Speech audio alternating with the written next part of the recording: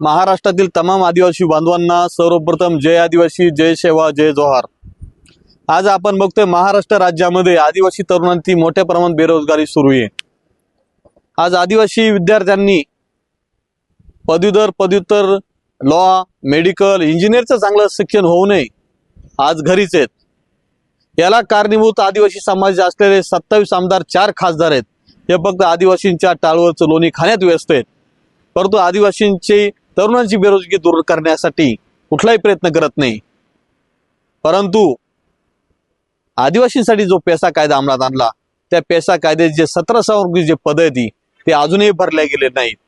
परंतु माननीय सुप्रीम कोर्टामध्ये काही समाजकंटकांनी केस टाकली, परंतु माननीय सुप्रीम कोर्टाने अजून त्याला स्थगिती नाही देता या मनवादी सरकारने, मिंदे सरकार आणि फसवणूक आणि अजितदादा सरकारने जाणून बुजून सामान्य प्रशासनाच्या माध्यमातून आदिवासींच्या विशेष पदभरतीला स्थगिती दिली।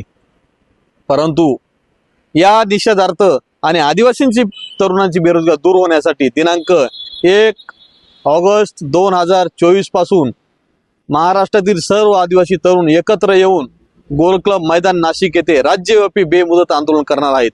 तर मीही या आंदोलनात सहभागी आहे। मी अखिल भारतीय आदिवासी परिषदेच्या माध्यमातून आणि आदिवासी काँग्रेस कमिटीच्या माध्यमातून या आंदोलनाला जाहीर पाठिंबा देतो। तुम्हीही सर्व संघटनांनी एकत्र येऊन राजकारण साईडला ठेवून सगळ्यांनी जोडे बाजूला ठेवून या तरुणांची, आदिवासी बांधवांची आपले 17 संवर्गीय पद भरण्यासाठी एकत्र या, एकजुटीने लढा देऊया आणि महाराष्ट्रातील तरुणांनी पेटून उठा।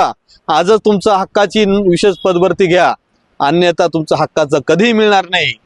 त्यामुळे सर्व आदिवासी बांधवांनी या मनवादी सरकारने रचलेलं षड्यंत्र हे हाणून पाडण्यासाठी उद्याच्या दिनांक 1 ऑगस्टच्या आंदोलनामध्ये बेमुदत आंदोलनात सहभागी होऊन आपलं आंदोलन यशस्वी करूया।